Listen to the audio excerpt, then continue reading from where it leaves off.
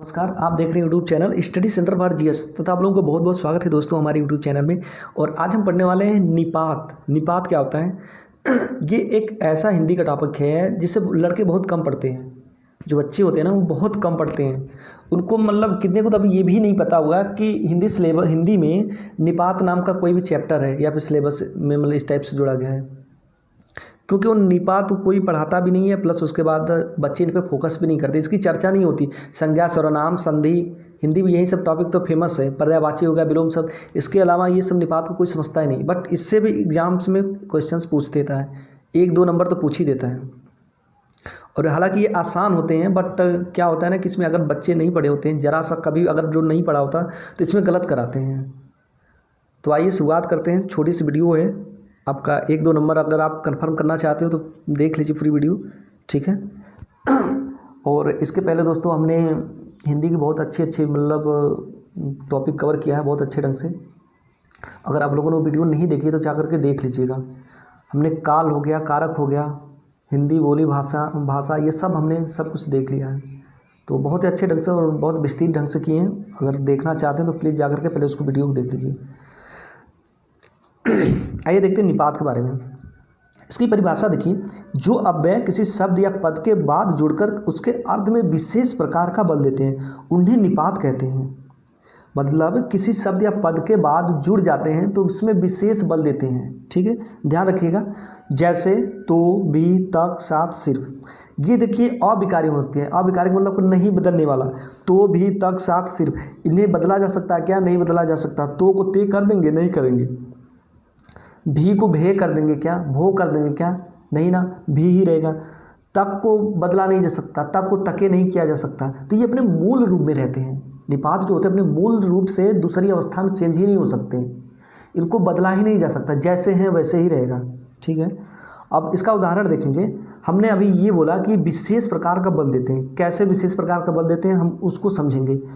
देखिए हमने यहाँ पर उदाहरण में दिया है, मैं यह कार्य कर सकता हूँ। देखिए सिंपल वाक्य क्या है? सिंपल है, मैं यह कार्य कर सकता हूँ, बस।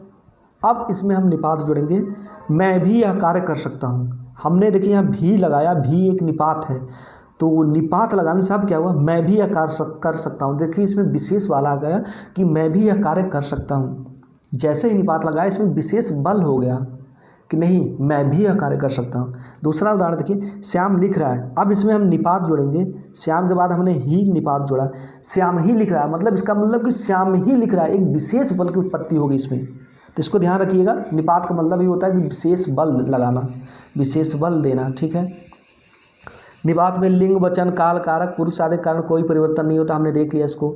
नोट से एक कारक है, अगर इस चिन्ह के बाद से सा का प्रयोग होता है तो वह निपात बन जाता है। दोस्तों अगर ये चिन्ह आ जाए, ये चिन्ह मतलब कि आप इन्हें माइनस मत समझिएगा।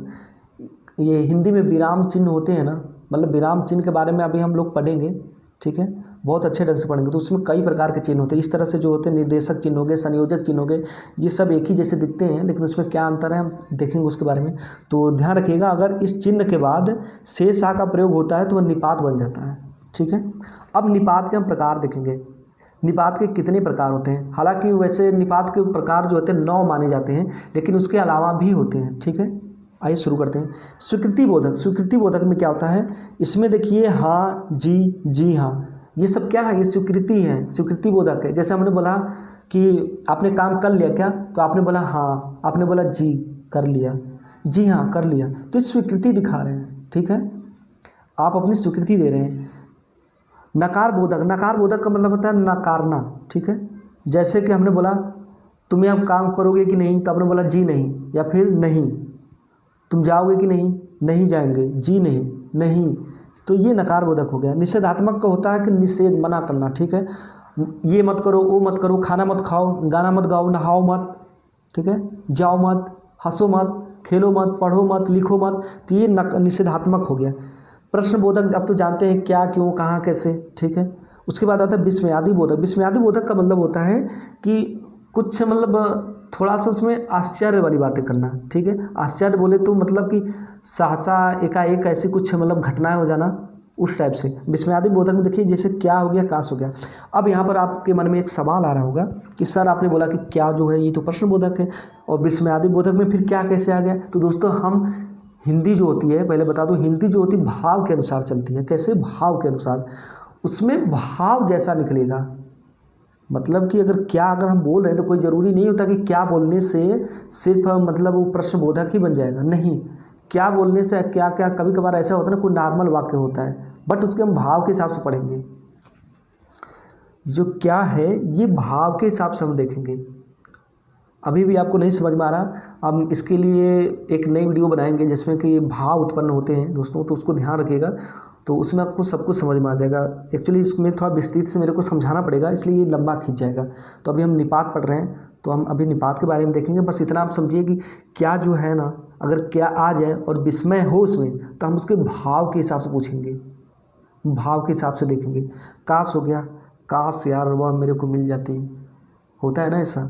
तो इसमें कुछ मतलब आपका आश्चर्य से भी रिलेटेड प्लस विस्मय से रिलेटेड ऐसी चीज़ें आ जाती है, विस्मयादि बोधक के अंतर्गत आती हैं। उसके बाद देखेंगे हम तुलना बोधक। तुलना बोधक मतलब किसी की तुलना करना। सा, जैसे वो कहते हैं ना लोग कि तुम सा नहीं है वह, मतलब हम एक जो सामने खड़ी है लड़की, उसकी हम तुलना किसी और से कर रहे हैं कि तुम सा नहीं है कोई, तुम सा नहीं है वह, तो हम तुलना ही तो कर रहे हैं। तुम सा लग रहा है कि नहीं लग रहा, तो ये तुलना करें, इसमें हम ध्यान रखिएगा इसको। अवधारणा बोधक, ठीक, करीब, लगभग, तकरीबन, ये क्या है? ये अवधारणा बोधक शब्द है। तो अगर ठीक, करीब, लगभग, तकरीबन अगर वाक्य मतलब आपके प्रश्न में आ जाए तो ये अवधारणा बोधक है। ठीक है, इसमें आपको सीधे पूछ देगा, एग्जाम में ऐसे पूछता है, ये सब दे देगा। ठीक है, इसमें से कोई एक दे देगा, चलिए मान के चलिए पूछ, इसमें दे दिया करीब। करीब जो है ये कौन सा निपात है? ऑप्शन दे देगा, तुलना बोधक, अवधारणा बोधक, आदर बोधक, बल प्रदायक। तो आप इसमें से अवधारणा बोधक ठीक करोगे। तो मतलब कहने का मतलब कि ये जो क्वेश्चन को रूपरेखा है ना, ऐसे पूछता है। इसमें आदर बोधक हो गया, ये जी होता है, जी जहाँ पर लग गया ये आदर बोधक हो गया। जैसे में हम माताजी, पिताजी, गुरुजी बोलते हैं ना, तो ये आपका आदर बोधक हो गया। बल प्रदायक मतलब कि जिस निपात में, मतलब ये निपात ऐसा होता है कि जिस वाक्य में लगे वहाँ बल प्रदान करेगा। तो, ही, भ, तक, भर, सिर्फ, केवल। तो देखिए हमने अभी इसके बारे में उदाहरण पढ़ा है, ही भी लगा करके शुरुआत में। चलिए एक और उदाहरण समझेंगे हम। जैसे हमने कहा वह खाना खा रहा है, ठीक है, वह खाना खा रहा है, लेकिन उसमें हम केवल जोड़ देंगे, हम जोड़ देंगे वह केवल खाना खा रहा है, या फिर वह केवल फल खा रहा है। तो वहाँ पर केवल का केवल मतलब एक बल प्रदान कर दिया कि वह केवल फल खा रहा है खाना में। ठीक है, तो ये स्पेशली एक तरह से बल प्रदान करता है, बल प्रदायक। तो ये आपका बल प्रदायक हो गया। तो, ही, भी, तक, भर, सिर्फ, केवल। अब ये 9 आपके कंप्लीट हो गए। उसके अलावा भी होते हैं, लेकिन ये जो होते हैं ना, ये इसी के अंतर्गत होते हैं। ध्यानाकर्षक निपात, इसमें क्या होता है? भर, केवल, मात्र, सिर्फ। अब आप तो कहेंगे सर अभी हमने बल प्रदायक के बारे में देखा, वो केवल हो गया और ये सब सिर्फ हो गया, ये तो बल प्रदायक में था। दोस्तों अगर मैं बता दूं कि इसमें कुछ अलग से छाटे गए, छाटे का मतलब कि जैसे ये ध्यानाकर्षक निपात के अंतर्गत भी आते हैं। एग्जाम में जब भी पूछेगा तो आपका बल प्रदायक प्लस ध्यानाकर्षक, इन दोनों से कोई एक ही देगा। अगर दोनों देगा तो इसको तीसरा ऑप्शन सी में रखना पड़ेगा, ए प्लस बी दोनों, ए और बी दोनों सही है। ठीक है, तो इन दोनों से कुछ भी पूछ सकता है। अगर आप ध्यानाकर्षक निपात के बारे में नहीं पढ़े होंगे तो बल प्रदायक से पढ़े होंगे, अगर दे दिया ऑप्शन में ध्यानाकर्षक निपात तो फिर तो आपके हिसाब से गया क्वेश्चन, 1 नंबर गया ना आपका। तो इसको भी ध्यान रखिएगा। उसके बाद आता है निर्देशक बोधक अनुपात, इसमें निर्देश टाइप का होता है। ठीक है, ये ले, लो, कीजिए, ये सब चीज़ें आ जाए तो निर्देशक बोधक अनुपात निपात होता है। जैसे उदाहरण देखेंगे, लो खाना आ गया, से कहते हैं ना लो खाना आ गया। तो लो का मतलब ऐसा थोड़े ना होता कि आप खाना दे रहे हो किसी को, नहीं। जैसे अपने सामने वाले से पूछते हो ना, तीसरा कोई खाना लेके आ रहा तो हमने बोला लो खाना आ गया, लो चाय आ गई, लो कॉफ़ी आ गई, बोलते हैं ना, तो ये भी निपात होता है। ले, वह चला गया। जैसे मैंने, चलिए आप हमारे सामने हैं, आपने पूछा अरे मनीष कब आएगा, तो मैंने बोला ले, वह तो आके चला गया, तो वही चीज़ें हो गई। तो ये आपका निर्देशक बोधक अनुपात हो गया। इस तरह से हमने निपात के बारे में बहुत अच्छे ढंग से देखा दोस्तों। और इसके बाद हम पढ़ेंगे सर्वनाम के बारे में, और बहुत ही अच्छे ढंग से पढ़ेंगे। ठीक है, तो अगर आप लोगों को वीडियो पसंद आती है तो लाइक कीजिए, शेयर कीजिए, सब्सक्राइब कीजिए, कमेंट कीजिए।